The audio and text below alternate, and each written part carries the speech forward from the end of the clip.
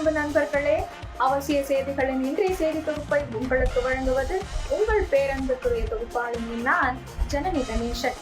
இன்றைய முக்கிய செய்திகளின் தொகுப்பை பார்க்கலாம். கெட் அவுட் ஸ்டாலின் என சமூக வலைதளத்தில் தமிழக பாஜக தலைவர் அண்ணாமலை பதிவிட்டார். இந்த பதிவு சமூக வலைதளங்களில் நேற்று நாள் முழுவதும் ட்ரெண்டிங் ஆனது.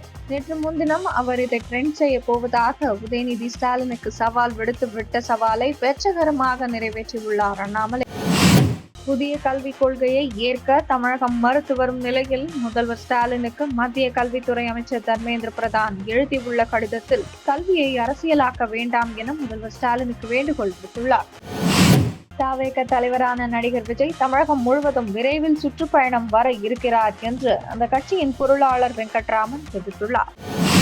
மத்திய அரசுக்கு வரியை தரமாட்டோம் என்று சொல்ல ஒரு வினாடி போதும் என்று கடலூரில் நடந்த அரசு விழாவில் முதல்வர் ஸ்டாலின் மிரட்டல் விடுத்துள்ளார். அந்த விழாவில் 63.50 கோடியில் வீராணம் ஏரியை மேம்படுத்தும் திட்டம் உள்ளிட்ட 10 திட்டங்களை கடலூர் அரசு விழாவில் அறிவித்தார். புதிய கல்விக் கொள்கையில் பயனற்ற விவாதங்களை தவிர்த்து மத்திய அரசுடன் தமிழக அரசு கலந்து ஆலோசனை செய்து மக்கள் நலன் சார்ந்த நல்ல முடிவை எடுக்க வேண்டும் என்று எதிர்க்கட்சி தலைவர் EPS கேட்டுக் கொண்டுள்ளார்.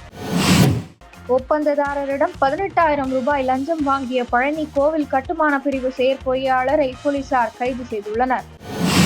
திராவிட கட்சிகளை எதிர்த்து அரசியல் செய்வேன் என டிவியை ஆத்திரத்தில் போட்டு உடைத்து விளம்பரம் செய்த கமலஹாசன் சென்ற மத்திய அமைச்சரவைக்கான தேர்தலில் ஒற்றை ராஜ்யசபா சீட்டு கேட்டு தன்னை நம்பி வந்த தொண்டர்களை நடுத்தெருவில் விட்டுவிட்டு திமுகவை ஆதரித்தார். தற்போது இந்த ஆண்டு நமது குரல் பார்லிமெண்டிலும் அடுத்த ஆண்டு உங்கள் குரல் சட்டசபையிலும் ஒலிக்கப் போகிறது என்று கூறியுள்ளார்.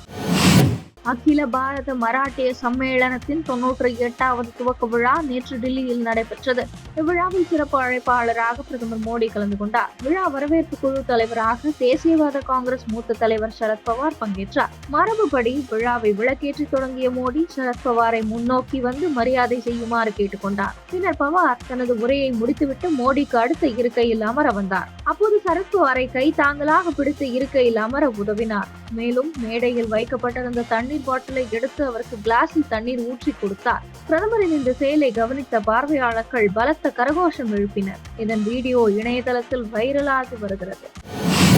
காங்கிரஸ் MP ராகுல் மற்ற கட்சி தலைவர்களை குற்றம் சாட்டுவதற்கு முன் தனது சொந்த கட்சியின் வேலையை பார்க்க வேண்டும் என பகுஜன் சமாஜ் கட்சி தலைவர் மாயாவதி அறிவுரை வழங்கியுள்ளார்.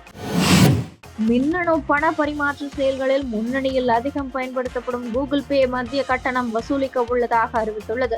மின் கட்டணம், கேஸ் கட்டணம் உள்ளிட்டவற்றை செலுத்தும் போது குறிப்பிட்ட தொகையை கட்டணமாக வசூலிக்கப் போவதாக அந்நிறுவனம் அறிவித்துள்ளது. இத்துடன் இன்றைய முக்கிய செய்திகள் நிறைவடைந்தன. மீண்டும் நாளை காலை 8 மணிக்கு உங்களை சந்திக்கிறேன்.